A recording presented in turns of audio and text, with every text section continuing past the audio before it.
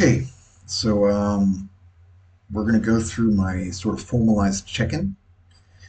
I think one of the pitfalls of being self-coached is you don't have that process of like taking photos and sending it to the coach and getting feedback. But if you're self-coaching, you actually formally go through that check-in process with the weekly pictures in the same spot and the assessment and the look at the visuals.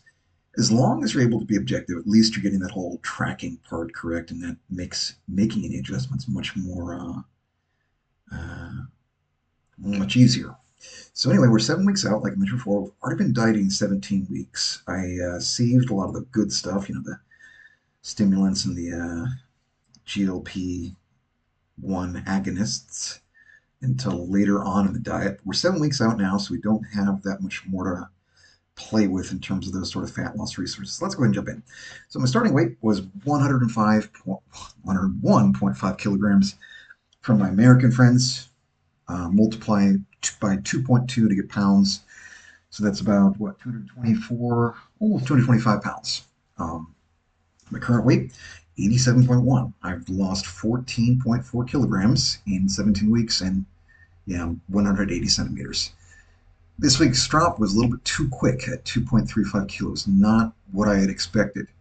So next week, I still want to be pretty aggressive and lose about, 1.5 kilos, but not significantly more than that. Or we might be looking at some tissue loss and some performance loss, which we also don't really want.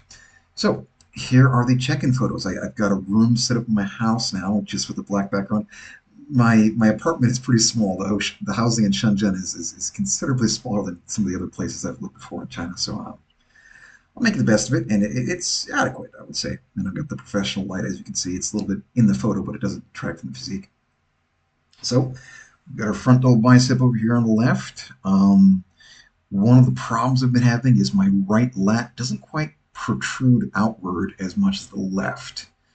And I believe this is largely a shoulder mobility issue, but I guess hypothetically it could be a muscular imbalance as well. I'm not really sure. But I've generally had a lot of problems with external rotation. So not bench pressing, but like that way, with flaring. So I'm kind of guessing that's probably more likely the problem. You can also see my right fist is maybe a little too close to my head relative to the left one. So I'm going to play around with that, but overall, this is one of my stronger shots. It looks a lot better here when I'm hitting with a vacuum than it does when I'm flexing my abs, which I also do. Quads looking good, but still have some definition that needs to come in. I'm obviously very flat, and one of the muscle groups that sort of suffers the most from being flat for me anyway is the quads, where the back really doesn't suffer much at all. Um, Side chest looking pretty good. My back little bicep, you can see some mild hamstring definition coming in, but glutes are still visibly quite soft with quite a bit of fat right there. You can just pick out pretty easily. And then I like to hit this variation of ab and thigh with one hand over the head. When I hit the conventional way, it just doesn't quite look right. I don't know why, but this way is allowed, and I like the way it looks and like the way it feels. It doesn't feel difficult to hit either. Although I really don't like doing the uh, ab and thigh with a vacuum. It just doesn't work great for me. And here's my favorite classic pose, the Arnold. Even though this is a really technical pose, it's one of my stronger poses. It's one that I can hit pretty well and feel good in doing. And don't think I need to make any real adjustments to that one, honestly. And here are some poses that I'm kind of playing around with that I'm probably not going to use on stage, but just figured I'd put them in here. You know, mess around with them every week and try to improve them, see how they progress, etc. I'm not hitting the side tricep very well compared to how I hit it in other videos and pictures, but it's okay, not a big deal. I'm not going to be hitting on the stage. And this pose, the second one over here, this most muscular, is my transition. So I go from back double bicep to this, and then into my ab and thigh. So I actually do hit this one on stage. This side most muscular thing, I guess.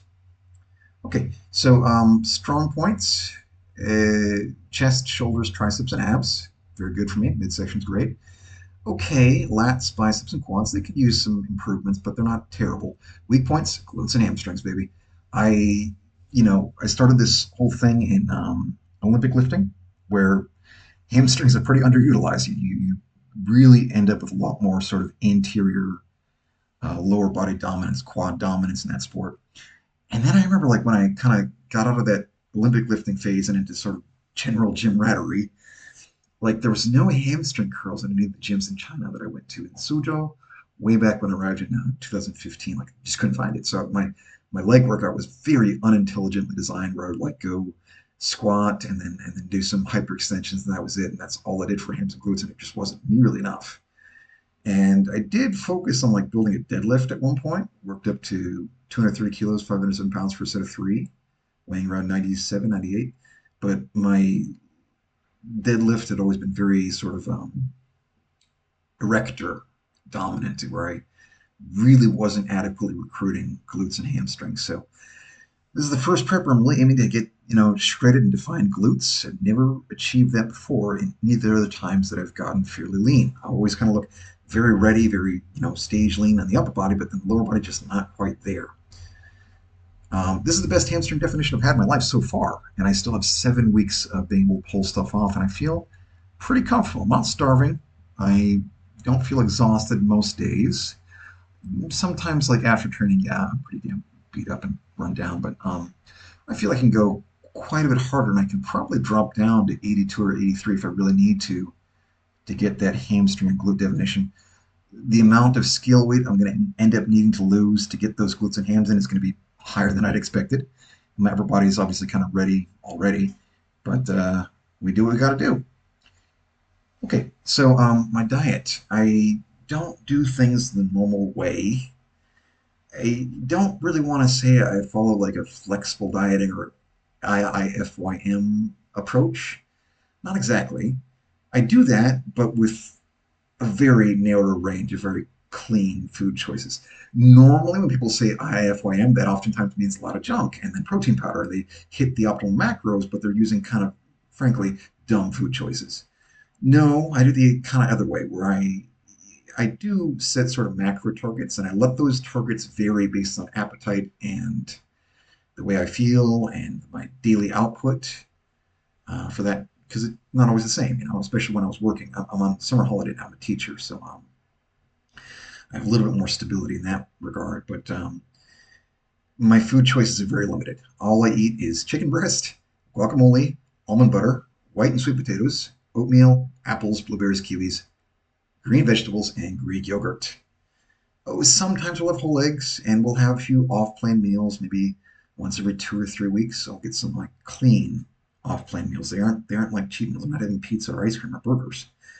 I'm having things like Arabic food, where I still have chicken and rice or chicken and beef and rice and all that. But I generally, my base diet, I don't really include much rice products. I really prefer potatoes, oats, and fruit as the main carbohydrate sources, because they're much more sating and they have much better micronutrient profiles than rice-based products. And I'm not that big, right? Where my caloric requirements are just fairly low. And if I tried to fill them with rice, I'd be hungry all the time, even on Retatrutide. So I stay away from those. But bigger guys can certainly get away with some more rice products and faster digesting carbs. I cannot.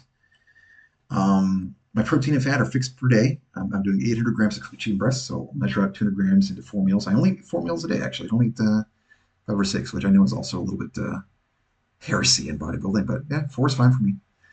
I'm also fasting for a good part of the day too, though, so yeah, it's fine. And if I have like an apple or whatever, I don't count that as a separate meal, even though I maybe could. So I guess you count like those little snacks. It could be 5 or 6 per day. So, like I said, carbs kind of auto-regulating, but within a range, right? So we'll say never less than 100 grams, never more than 300 either, except on refeeds where I'll kind of combine that with a de-output day.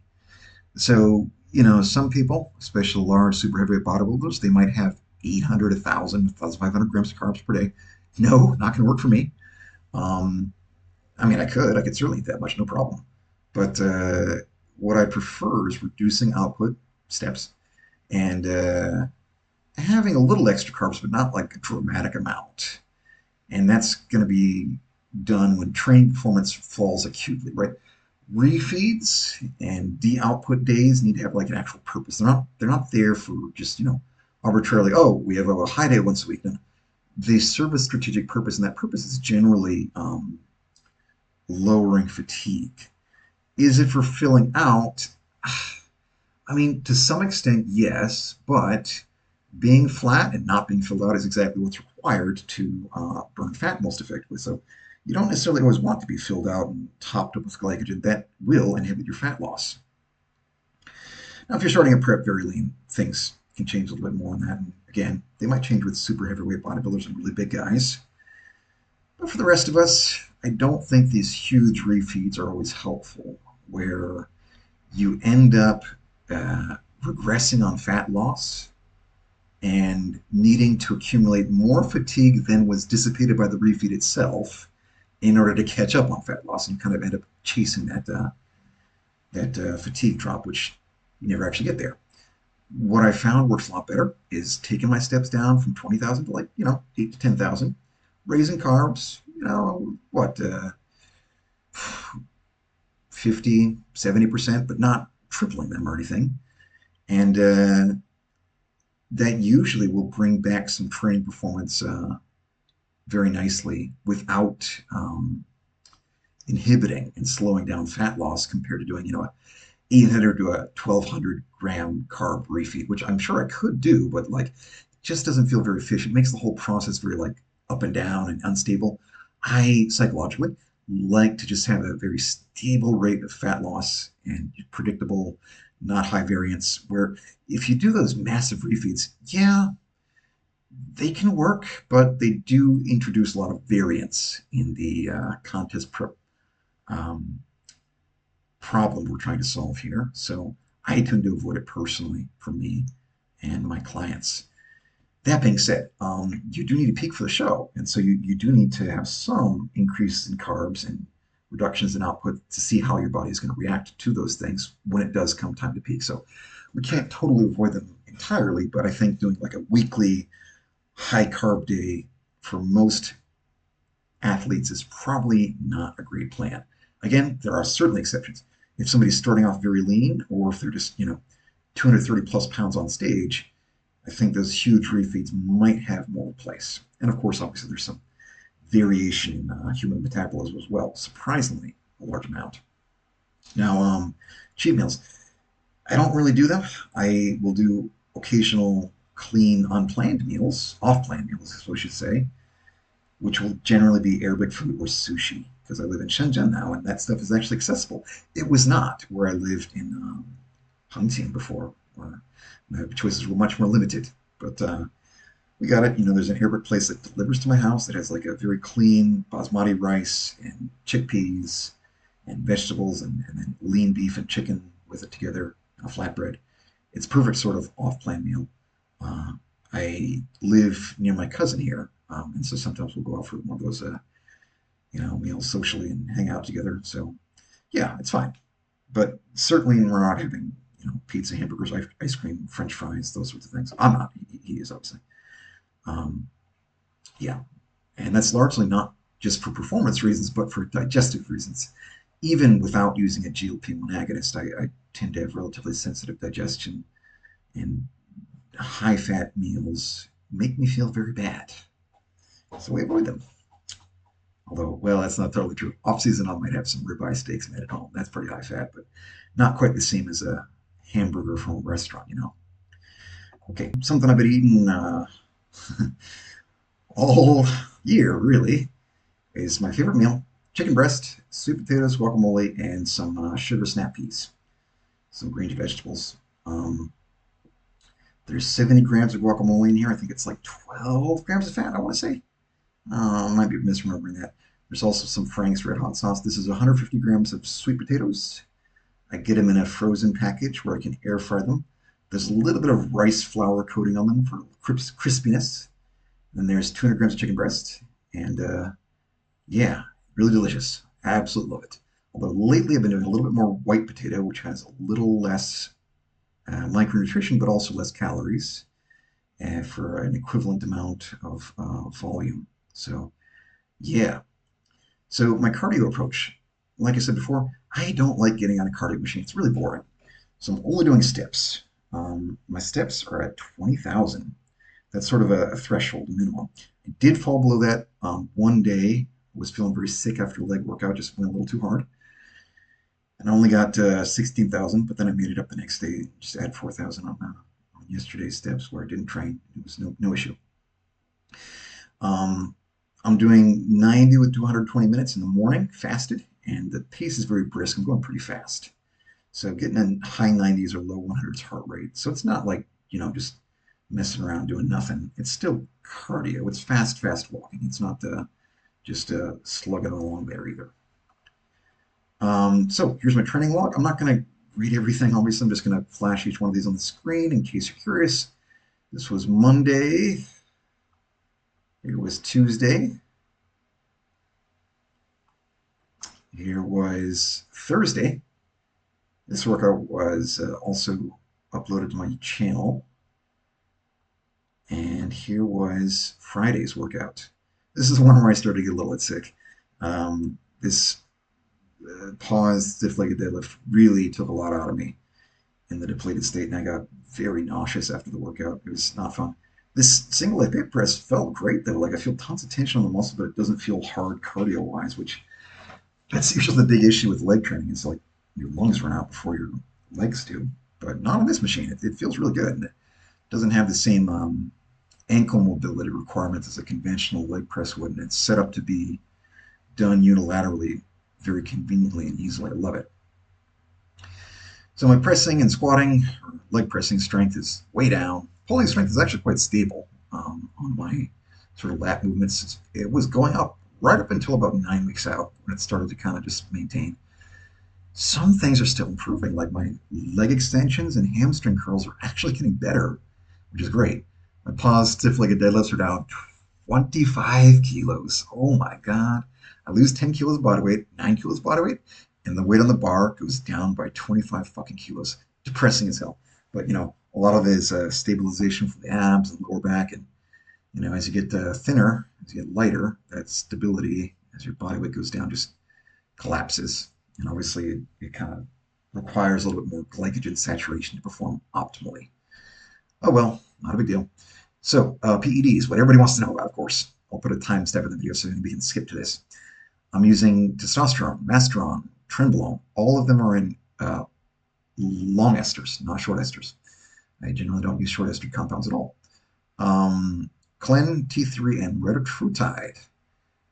I don't want to discuss doses. I might later. I'm going to see how things go. If there's a lot of toxicity about it, I won't. But if people are relatively more open-minded, I might. My test and trend are very low, lower than you might think. The masteron is pretty high, higher than you might think. I don't have any male pattern baldness. I don't have any androgenic alopecia. I don't have any hair loss in my family. My grandfather, bless his heart, he died at 94, week away from his 95th birthday. Still had his full head of hair at 94 years old. My dad, same thing, up into his 60s, never any balding. That grandpa was the maternal grandpa, so on both sides of the family, no predisposition to baldness. Not really experiencing any side effects from any of the AAS at all. No, not that I can think of. Um, Orals, I haven't started yet. I will start Anavar next week, so 6 days from now, at 25 milligrams. I have 25 milligram tablets. Pretty low dose. I personally don't tolerate orals very well. They mess up my digestion in my stomach. The exception being Anavar. I have run at 20 milligrams before, and I didn't have any issues. That said, I'm kind of wondering what the combination of Retatrutide and orals will do. Hopefully, it doesn't mess anything up too badly. I expect that it'll probably be about the same, where the Anavar doesn't have any negative impacts. And I might even be able to run it higher, because having been on Retatrutide for a while and being a little bit more on top of my liver health, which you'll see later, maybe I have developed a better ability to tolerate these types of PEDs. 50 milligrams? Maybe. We'll see. But I'll be totally happy if it's just 25. No problem. It's mostly just for a cosmetic visual improvement. A little bit of training performance maintenance as well. But going from 25 to 50 is probably not going to be a huge improvement anyway in either of those criteria. So what sort of support supplements am I taking? NAC, N-acetylcysteine, I think. I might be mispronouncing it, I'm sorry. 2 grams fasted daily before cardio. That's 1,000 milligram tablets, 1 gram tablets. Glutathione injections. They're reconstituted bacteriostatic water. I put 3 milliliters in the vial, and each milliliter is 1,200 milligrams. I pin that twice. I really want to improve liver health. I'm hoping Retatrutide has been helping with that as well. And then I'm on just like a huge range of OTC sleep things. I don't even want to list them all because there's so many I'll forget. But ZMA, melatonin, 5-HTP, magnesium glycinate, fish oil. Oh, I forgot. There's more in there. GABA, that's right. There's probably like two or three more that I'm missing, but I take these year round. They've been fantastic. I was sleeping with a CPAP past 6 months, but since I moved, I haven't needed it. The air, the air conditioning in my previous living space was extremely dry and it was preventing me from breathing in through my nose. But since I moved, it's much better air conditioner that doesn't dry out the air. And I don't even need a humidifier. I've been totally fine without a CPAP, which is just great. So it's not always sleep apnea is not always body weight related. Sometimes it's dry ass air messing up your nasal passageways and congealing, drying out the mucus there and making it harder to breathe. So, Retatrutide. The past week I went up to 7 milligrams from 5. That was too much. My appetite got too low. And that's why we saw the 2.35 kilogram drop.